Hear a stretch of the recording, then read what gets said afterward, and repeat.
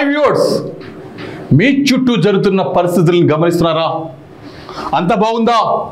అలా అని అప్రమత్తంగా లేకుంటే అంతే సంగతులు. గుడిలో లింగాన్ని మింగే మోసగాళ్ళు మీ చుట్టూ తిరుగుతున్నారు. ఆదమరిస్తే ఆవులించకుండానే పేగుల్ని కత్తిరించుకునే కంత్రిగాళ్ళు ఉన్న సమాజం ఇది. అందుకే మోసగాళ్ళ నుంచి, నేరాలు నేరస్తుల నుంచి మిమ్మల్ని అప్రమత్తపరిచే ప్రోగ్రాం క్రైమ్ అలర్ట్.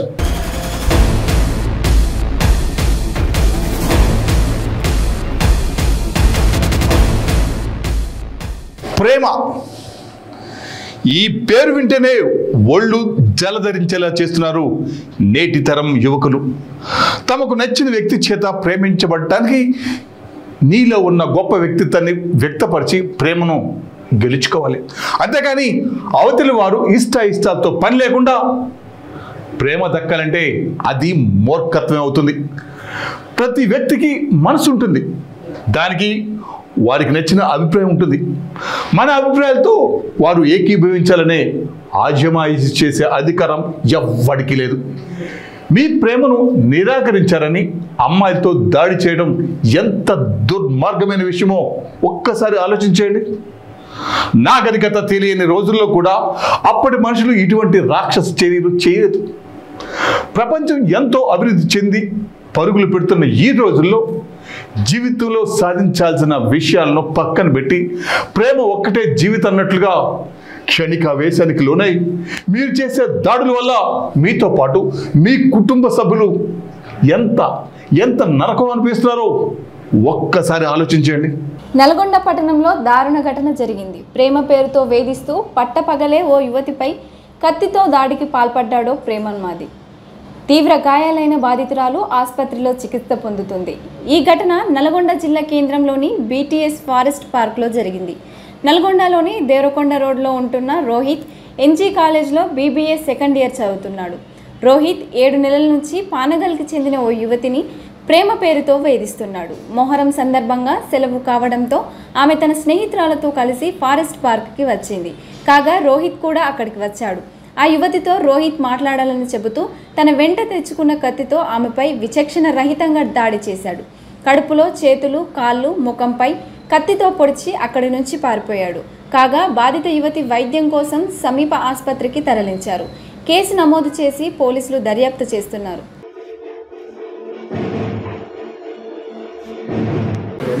గతంలో ఏం జరిగింది, ఏ విషయం ఏది ఎవరు ఆ person person college student first year second year అమ్మాయి ఎత్తుకొచ్చిపోతుంది. ఎక్కడి వ్యక్తి అతను? ఎందుకంటే ఆ వ్యక్తి ఎవరు? ఎక్కడి వ్యక్తి అతను? ఆ వ్యక్తి కూడా ఇంక కూడా లేదు, తెలియదు. ఏమన్నా ఇప్పుడు వచ్చి జస్ట్ అమ్మాయి ఒక్కరు మాకు వచ్చి వెళ్ళిపోయింది.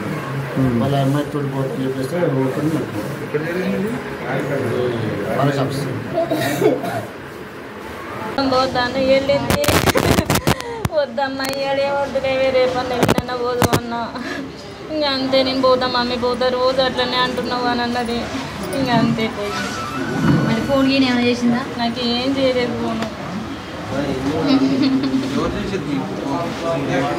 నాకు మా ఇంటి పక్కల అన్న వదిన ఇట్లా అయిందంటే నా వేకే అని వచ్చిండు.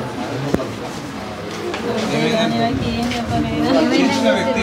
చేసిన ఆయన ఎవరు? పక్కన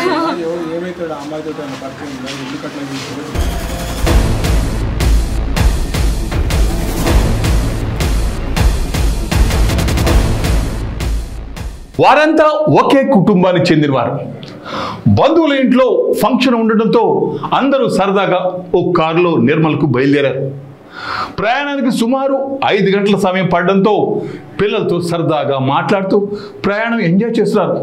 కానీ వారి ఆనందంతో పాటు మృత్యువు కూడా వారితోనే ప్రయాణం చేస్తున్న విషయాన్ని పసిగట్టలేకపోయారు. మృత్యువు ఏ రూపంలో వస్తుందో ఎవ్వరికీ తెలియదు. వారు వెళ్తున్న కారు టైర్ పేరడంతో పల్టీలు కొట్టుకుంటూ వెళ్ళింది. ఈ ప్రమాదంలో అక్కడికక్కడే 4 మృతి చెందగా మరో 3 పరిస్థితి విషమంగా ఉంది. మృతి చెందిన వారిలో 2 పిల్లలు కూడా ఉండడం విషాదకర విషయం. తప్పు ఎవరిది కాకపోయినా వీధి ఆడే నాటకంలో తల వంచక తప్పదు. సో మీరు ప్రయాణం చేస్తున్నప్పుడు అతి వేగంగా వెళ్లకుండా నెమ్మదిగా వెళ్తే కనీసం ప్రమాద తీవ్రత తగ్గి మీ ప్రాణాలు కాపాడుకునే అవకాశం ఉంటుంది.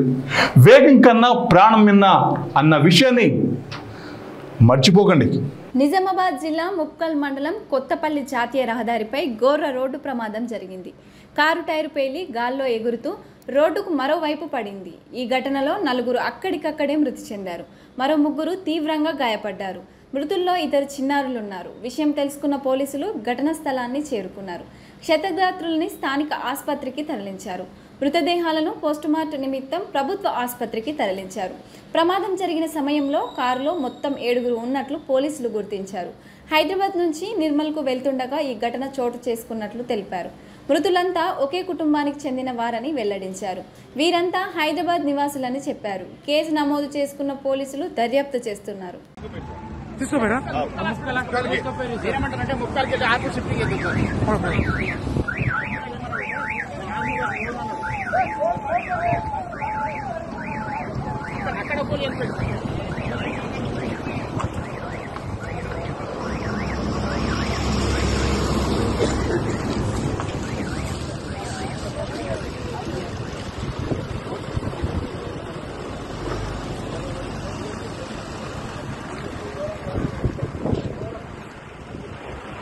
మేము ఈ ఉన్నాం పొలాలు కాపుకొని సపరేట్ లేదు కానీ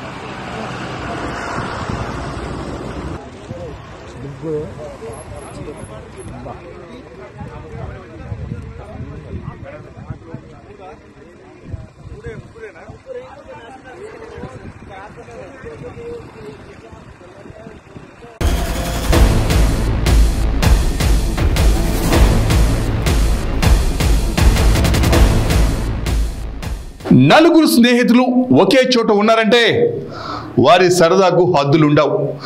ఒకరిని ఒకరు ఆట పట్టించుకోవడంలో సమయం కూడా తెలియదు. ఆ నలుగురు స్నేహితులు సుబ్రహ్మణ్య స్వామి వారిని దర్శించుకోవడం కోసం కారులో బయలుదేరారు. తమ ఆనందానికి హద్దులు లేవని కారులో కేరింతలు కొడుతూ ప్రయాణం సాగిస్తున్నారు. నంద్యాల జిల్లా రాయపాడు బ్రిడ్జి దాటుతున్నారు. తీవ్రంగా ప్రవహిస్తున్న వాగులో ఆ కారు కొట్టుకుపోయింది. స్థానికులు స్పందించి కారును రక్షించినప్పటికీ ఆ నలుగురిలో ఒకరు అప్పటికే మృతి చెందారు.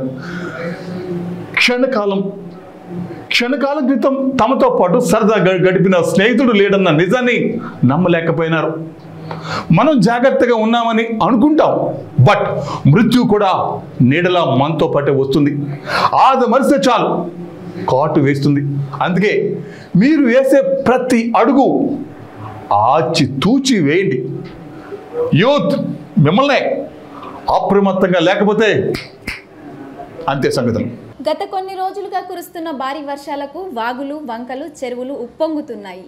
నంద్యాల జిల్లా పాణ్యం మండలం రాయపాడు నుంచి గగ్గటూరు బ్రిడ్జ్ దాటుతున్న క్రమంలో కారు వాగులో కొట్టుకుపోయింది. కర్నూలు నగరానికి చెందిన 4 మిత్రులు సుబ్రహ్మణ్యేశ్వర స్వామివారిని దర్శించుకోవడం కోసం కారులో ప్రయాణిస్తున్నారు. వాగు దాటుతున్న క్రమంలో కారు కొట్టుకుపోవడంతో స్థానికులు గమనించి రక్షించే ప్రయత్నం చేశారు. కారు అద్దాలు పగలగొట్టి 4 బయటకు తీసే లోపే ఒక్కరు అప్పటికే మరణించారు. కర్నూలు జిల్లాలో ఇటీవల కురిసిన వర్షాలకు ఎక్కడ చూసినా వాగులు, వంకలు నిండుకుండలా ప్రవహిస్తున్నాయి. ఇటువంటి పరిస్థితులలో ప్రజలు అప్రమత్తంగా ఉండాలని పోలీసులు సూచిస్తున్నారు. నీటి ప్రవాహం ఎక్కువగా ఉన్న వాగులను ఎట్టి పరిస్థితుల్లో దాటే ప్రయత్నం చేయొద్దని అంటున్నారు అధికారులు.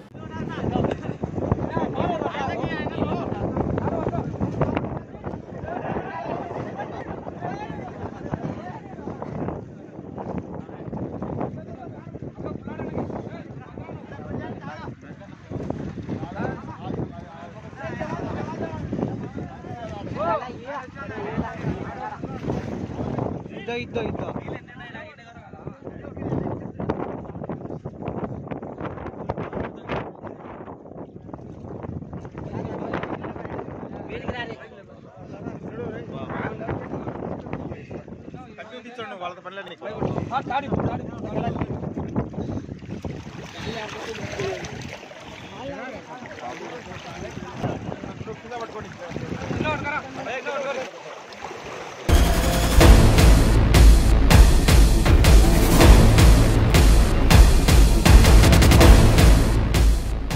వయసు 60 సంవత్సరాలకు పైబడిన కూడా ఇంకా పని చేయాలనే సంకల్పం ఉన్న దంపతుల వారు పిల్లలు పెద్దవారైనా కూడా ఎవ్వరిపై ఆధారపడకుండా జీవితాన్ని గడుపుతున్న ఆదర్శ దంపతుల వారు.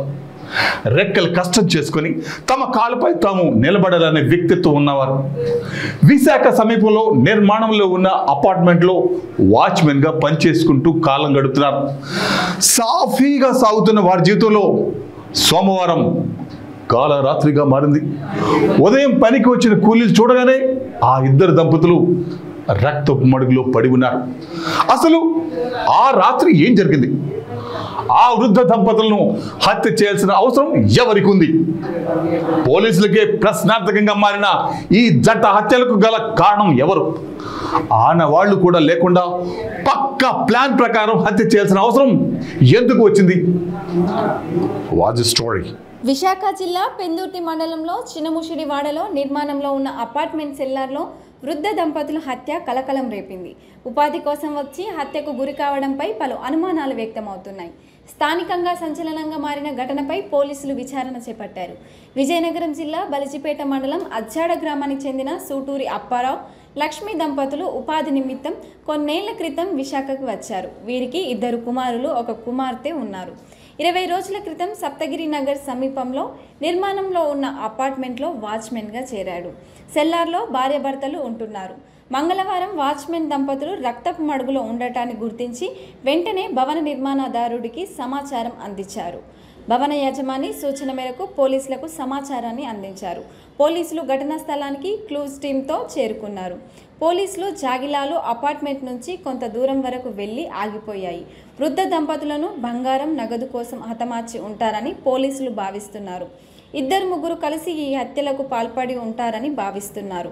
ఘటన స్థలిలో కర్ర తప్ప ఎటువంటి ఆధారాలు లభ్యం కానందున దానితోనే వారిని కొట్టి చంపి ఉండవచ్చునని అనుకుంటున్నారు. క్రైమ్ డీసీపీ సునీల్ సుమిత్ గరుడ, ఏసీపీ పెంటారావు సిబ్బంది ఘటన స్థలాన్ని చేరుకొని సందర్శించారు. పోస్టుమార్టం రిపోర్ట్ వచ్చాక కేసులో పురోగతి ఉంటుందని ఏసీపీ పెంటారావు తెలిపారు. కాగా హత్యకు గురైన దంపతుల పెద్ద కుమారుడు సత్యనారాయణ సంఘటన స్థలానికి చేరుకొని తమకు ఆస్తులు, భూములు లేవన్నారు. తమ తల్లిదండ్రులను ఎవరు హత్య చేశారో తెలియడం లేదని విలపించారు.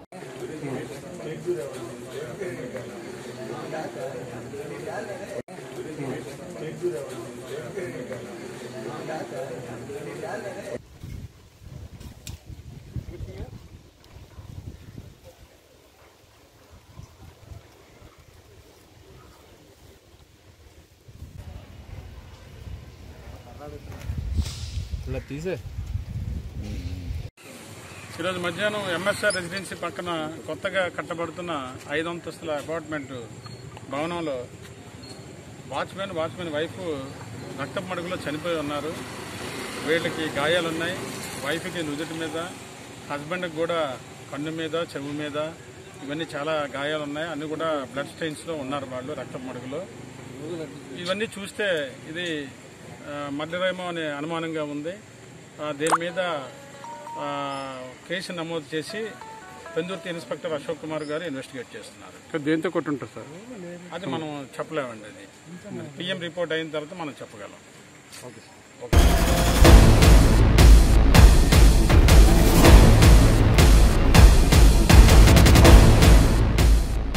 ఇది ఇవాళ క్రైమ్ అలర్ట్. మరిన్ని క్రైమ్ న్యూస్ తో మళ్ళీ రేపు ఇదే సమయానికి మీ ముందుకు వస్తుంది క్రైమ్ అలర్ట్. చూస్తూనే ఉండండి నైట్ 5 న్యూస్. ప్రతి క్షణం ప్రజాక్షేమం కోసం.